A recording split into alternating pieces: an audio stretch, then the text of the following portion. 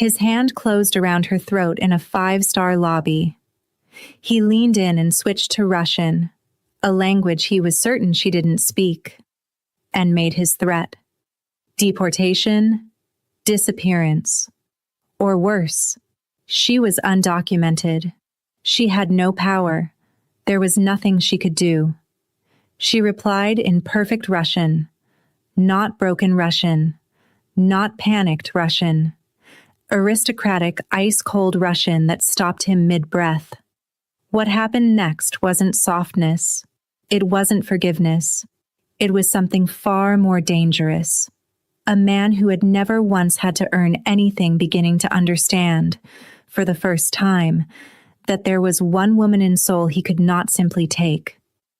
But there's something about why she was there, something about her father, that neither of them saw coming.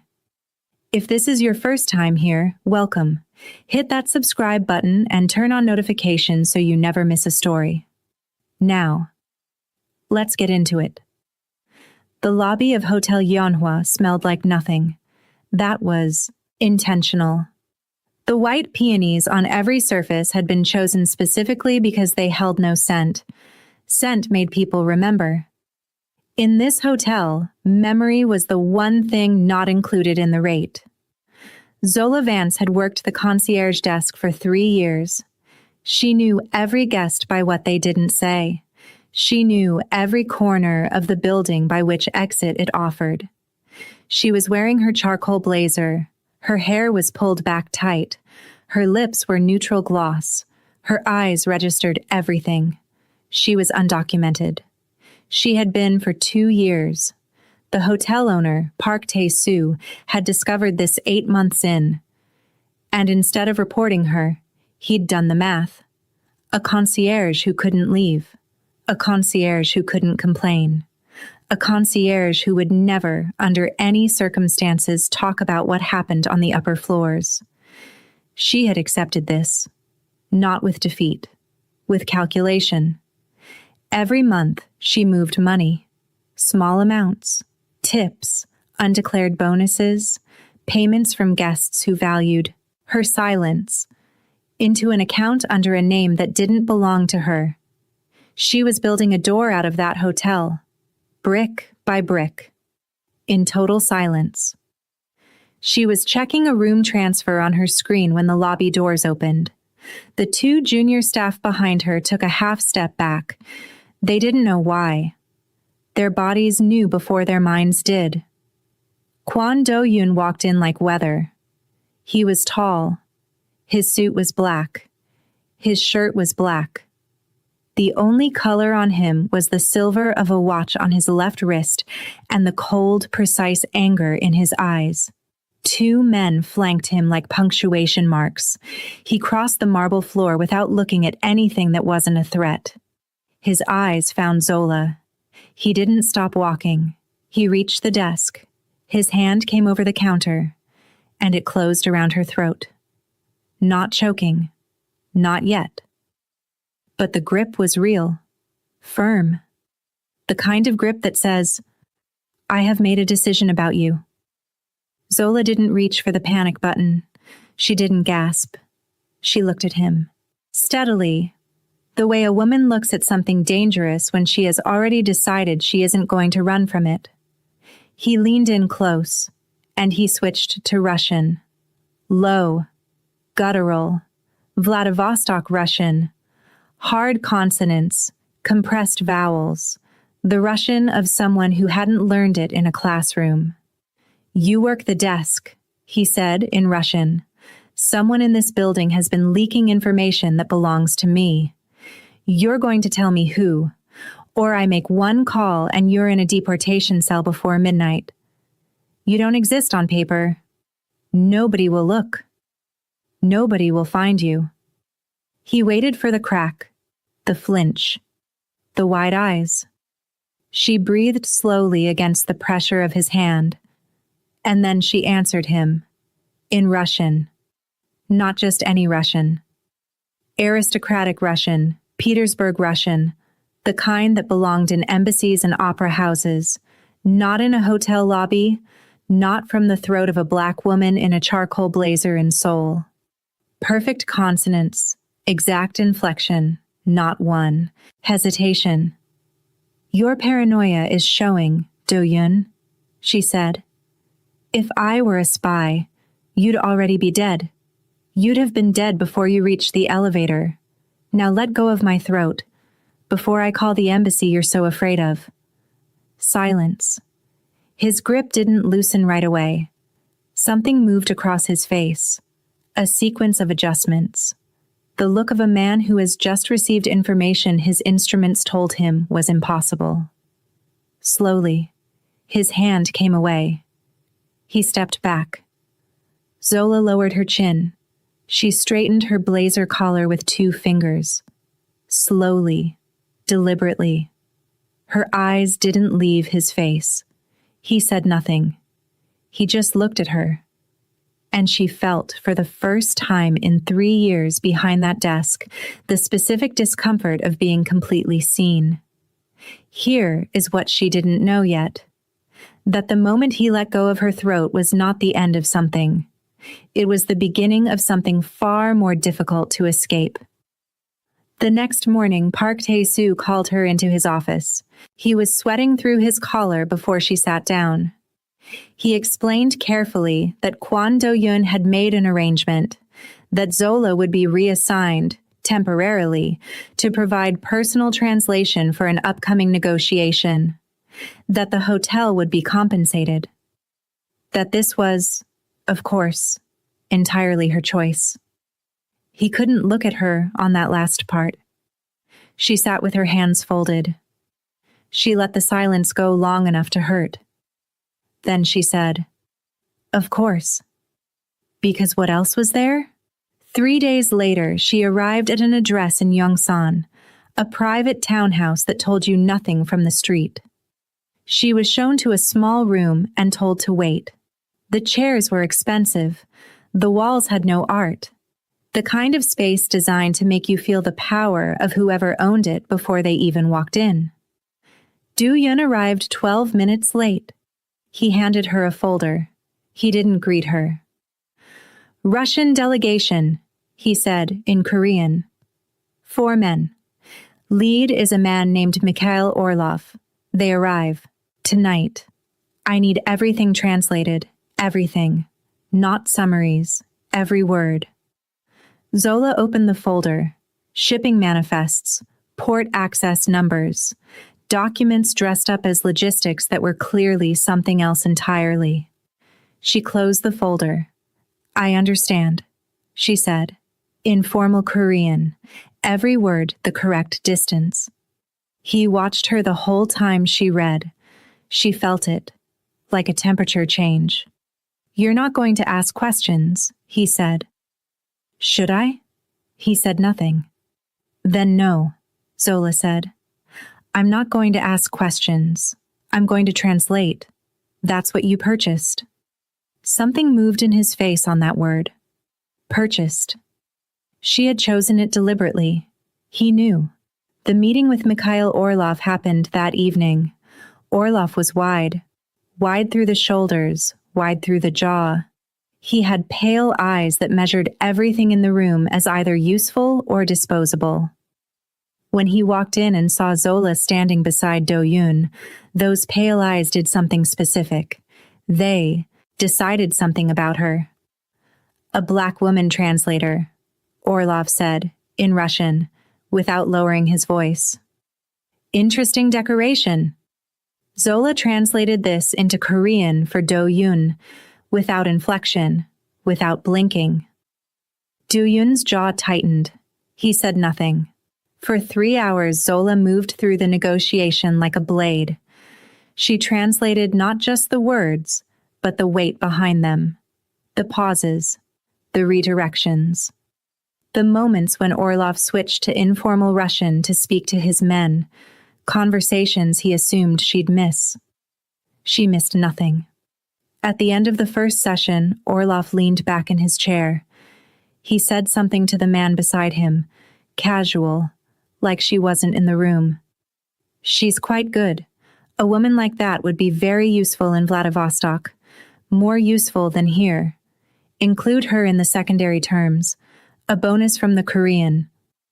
Zola translated this into Korean. Flat. Professional. Every word. He's suggesting, she said, that I be included as a secondary asset in the arrangement. A personal transfer to his organization. The room went completely still. Do-yun didn't move. His expression didn't change.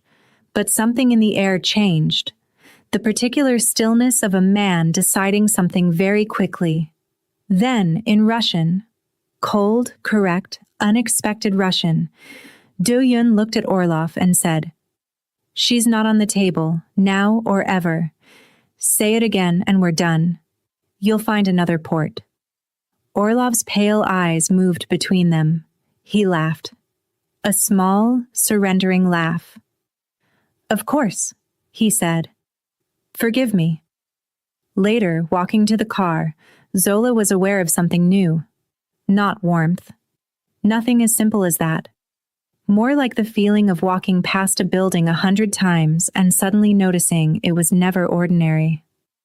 She filed the feeling away. She had a door to finish building. Over the next 2 weeks, she moved through Do-yun's world like she moved through languages, cleanly, leaving nothing behind. She translated 3 more meetings. She attended dinners where she was the only woman in rooms full of men who wore their power like weapons. She decoded not just words, but strategy. Who deferred to whom?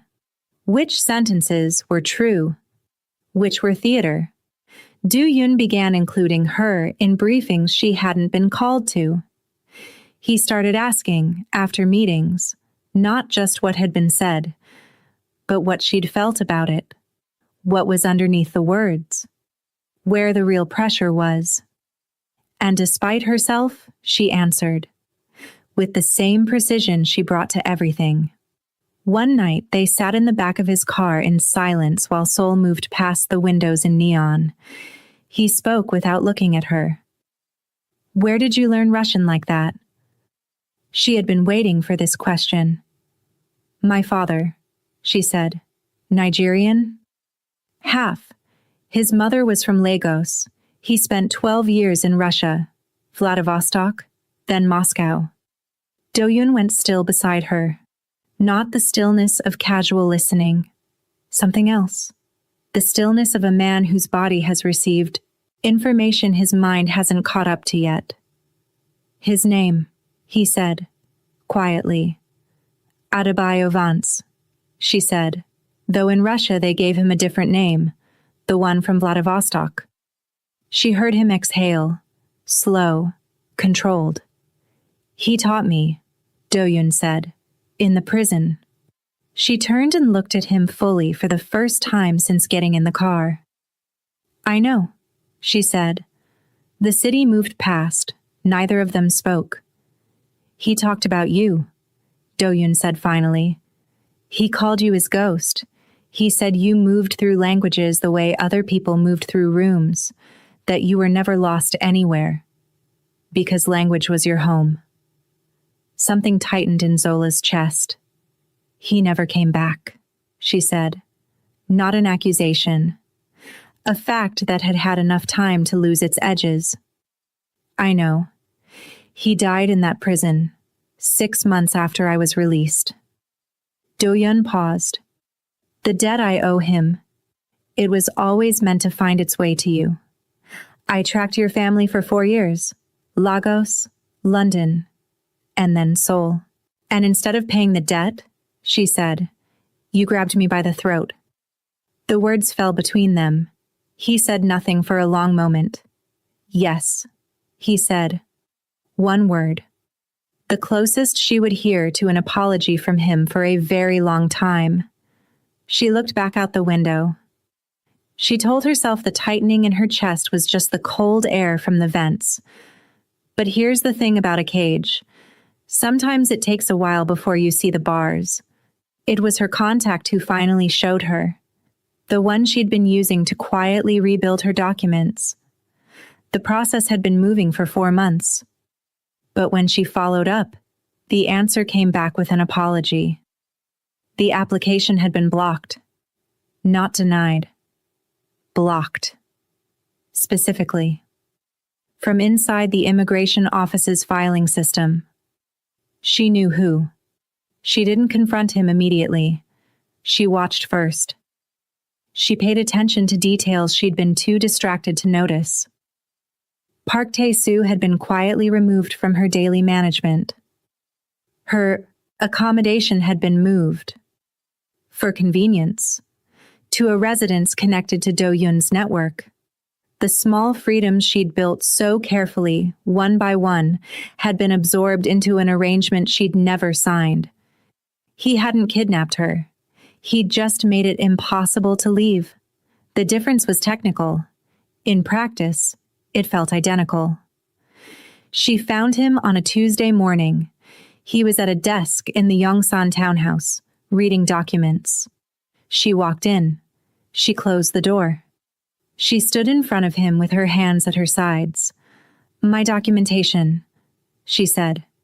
In Korean. Formal Korean. The Korean of court filings. It was blocked. By someone with access to immigration systems. "I need you to unblock it." He looked up. "It's a complicated process," he said. "These things take time." "You made it complicated," she said. He said nothing. "You protected me from Orlov," she said. "And then you kept me undocumented so I could never walk through an airport. You call one a kindness, but it's the same hand around the same throat, Do-yoon. Just different clothes." She turned and left. From that day forward, she spoke to him only in formal Korean. No Russian. She understood exactly what that cost him. The Russian they had begun to share. In the car. In quiet moments after negotiations. In the careful dropping of distances between them. That had been the only real intimacy between them. It was her father's language. It had been Do-yoon's inheritance from the man who taught him. Stripping it out wasn't just withdrawal. It was amputation. Do-yoon felt it. She could see it in the brief hesitations before he spoke to her. In the way he watched her from across rooms with something new in his face. Not loss, exactly. The thing that comes just before loss.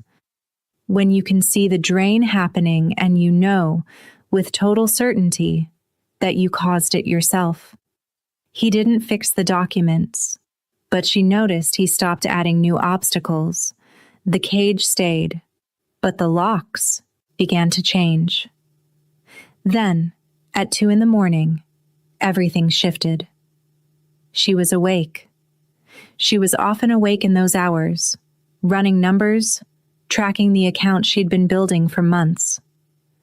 She heard movement in the corridor outside her room. Not security rotation, not hotel staff. Something with purpose. Multiple pairs of feet moving with the specific quiet of people trained to move quietly. She was already dressed. She didn't wait for the knock. She crossed to the window, pulled the curtain back 1 inch. 3 men at the building's entrance, positioned in a formation that had nothing to do with delivery. She had 6 seconds. She went through the window. There was a service structure along the exterior wall. She'd identified it on day 3 in the residence, the same way she'd identified every exit from every space she'd occupied for the past 7 years of her adult life. She was on the street in under a minute. She called Do-yoon. He answered on the second ring. Already. Awake. 3 men at the residence, she said. In English, not Korean, not Russian. Neutral ground. There may be more inside. Where are you? Moving east. Don't stop, I'm coming. She didn't stop. He found her 12 minutes later. She got into the back seat. His driver, a quiet man named Jun, who had the energy of someone who'd moved many people away from many things and had no opinions about any of them, pulled into traffic without being told. Your father, Do-yoon said. Elder Kwan. He sent them? He's been watching the situation. A pause.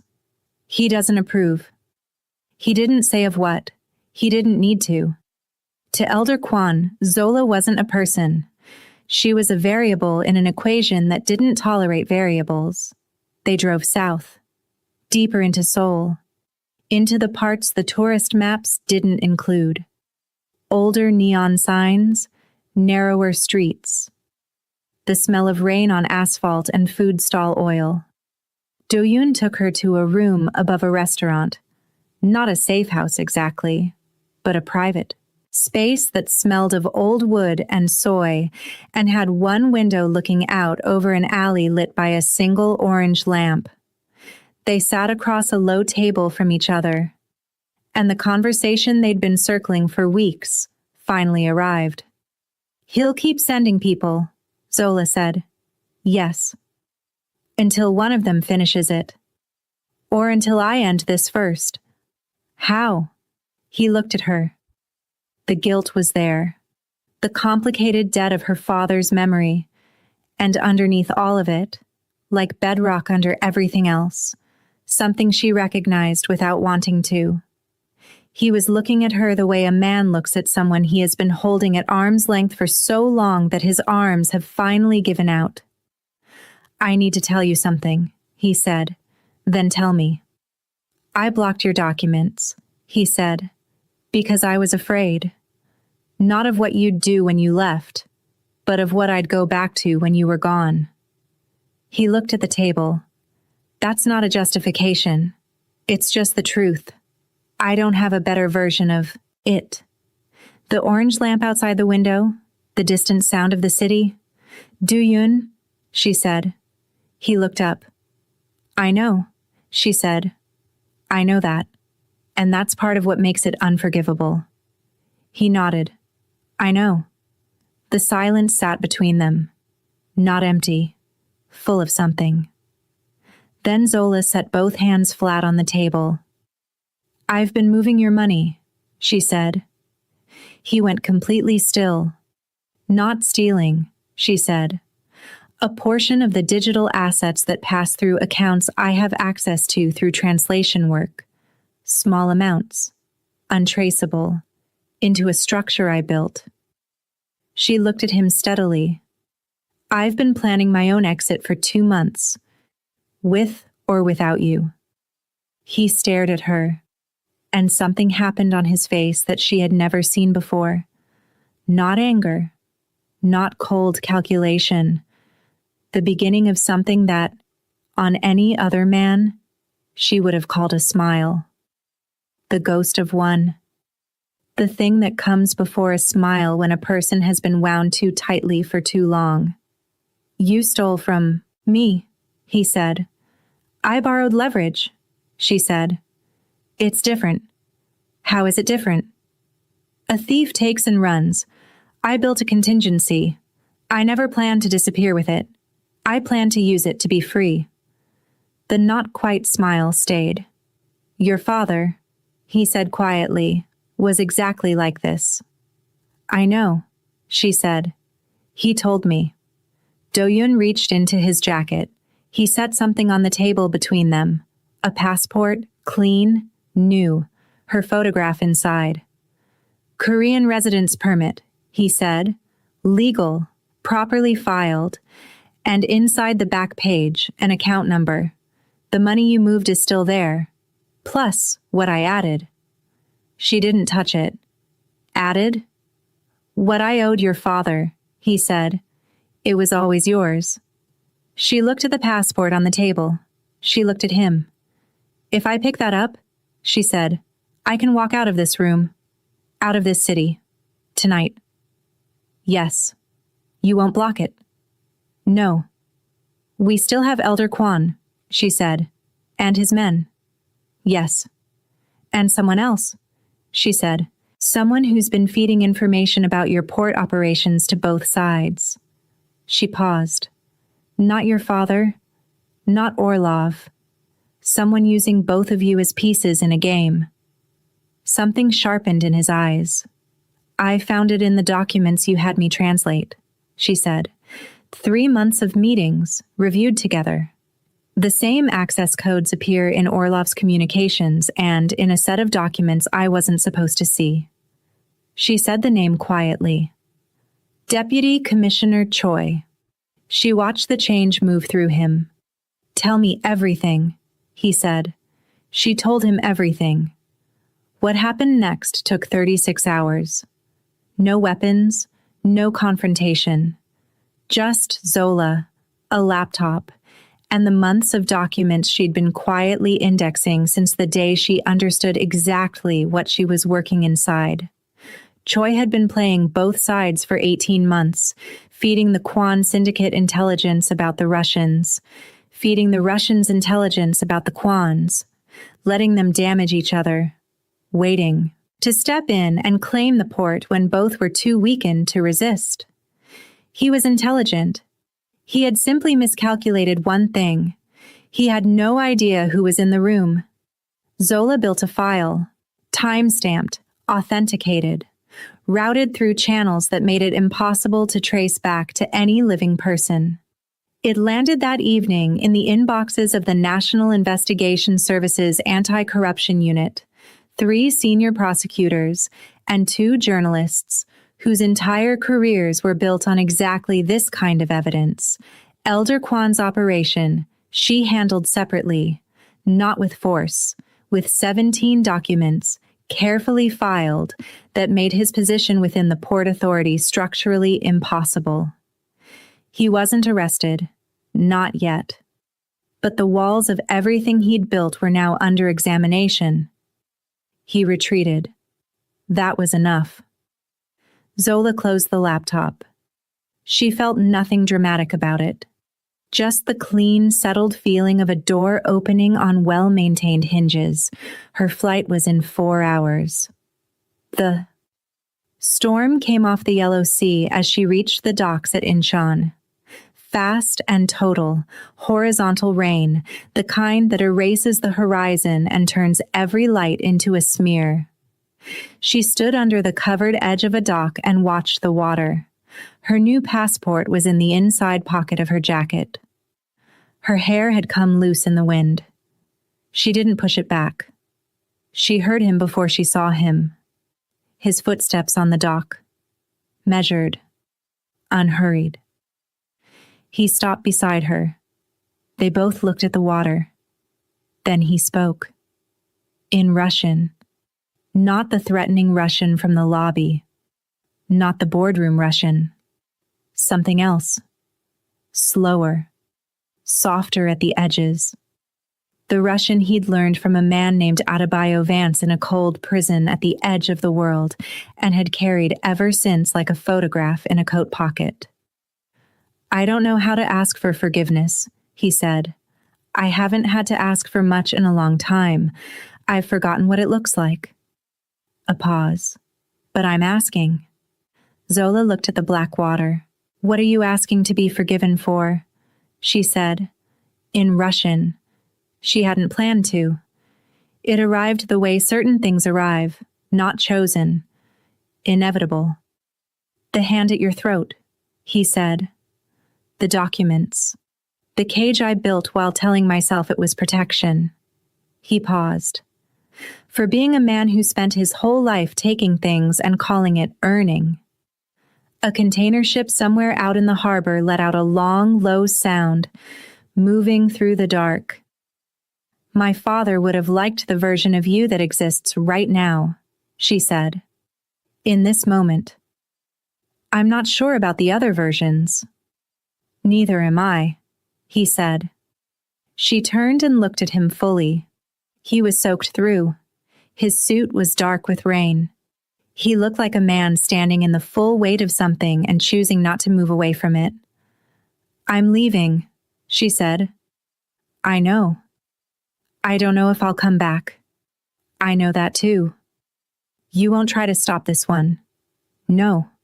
She studied his face, the jaw that was always held, so tight, the eyes she had watched, over weeks, move from cold to calculating to guilty to something she still didn't have a clean word for. He was not a man who had been ruined by his power. He was a man who had been slowly enclosed by it, the way a tree grows around whatever it's pressed against, until it can't remember the shape it might have had. She had cracked that structure. She could see the crack. Right there. In the fact that he was standing in the rain asking for forgiveness instead of issuing an order. She picked up her bag from the dock railing. She walked toward the exit. The dock was long. He didn't follow. She reached the threshold, the place where the dock connected to the terminal corridor, the last step before the way forward. She stopped. She stood in the noise of the storm. The airport was ahead. Lagos was beyond that. Everything after that was open. She thought about her father, a man who had taught a young Korean criminal Russian in a prison at the edge of the world, because it was something kind to do, and because kindness was the one thing her father had never been able to stop doing no matter what surrounded him. She thought about the door she'd been building, brick by brick, in silence, for years. She turned around. Do-Yun was where she'd left him, still, watching her, not moving toward her, not calling to her, not making any gesture that would push the decision in any direction. He had given her the passport, the money, his Russian and his guilt, and the most honest thing she'd ever heard from him. Now he was giving her his stillness, the choice entirely hers. She walked back, not quickly, not with drama. The way Zola Vance did everything, deliberately. Like every step had been decided in advance and confirmed on the way down. She stopped in front of him. He looked down at her. She looked up. The storm kept going, loud and indifferent and enormous, the way the world always is when two people are standing, in the specific gravity of something impossible that somehow happened anyway. She didn't speak. He didn't speak. She reached up and set one hand against the side of his jaw, not forgiving, not yet, not claiming, just present. And she closed the distance. He kissed her back with a quietness that had nothing in it of the man who had grabbed her by the throat. Nothing of the man who had blocked her documents. Something new. Something learning, for the first time, how to be careful with a thing it had almost destroyed. The rain kept falling. The harbor lights blurred in the water below.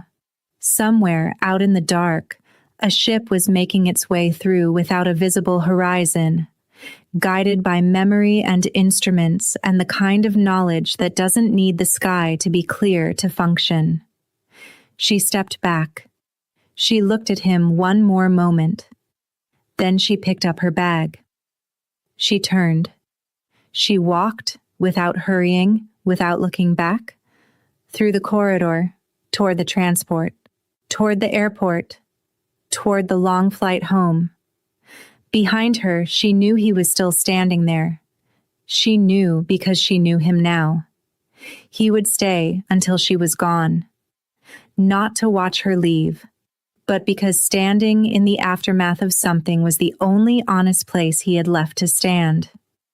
If this story stayed with you, share it with someone who needs to hear it.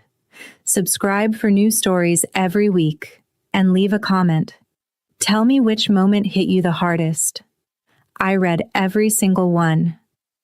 Until next time.